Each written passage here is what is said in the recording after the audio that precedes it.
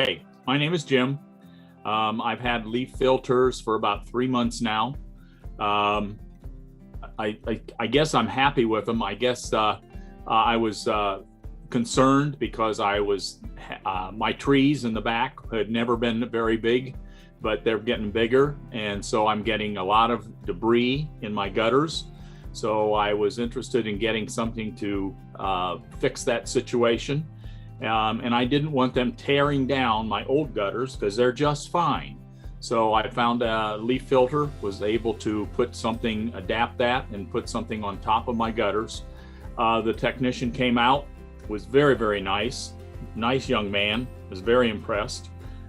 He cleaned my gutters to begin with, got all the leaves and all the debris out, and I was surprised just how much stuff was in there just after the fall leaves were starting to appear. So he cleaned them out, and then he was very efficient and put the new leaf filters on my gutters. And so far, we've had a lot of rain, and so far they've performed very, very well.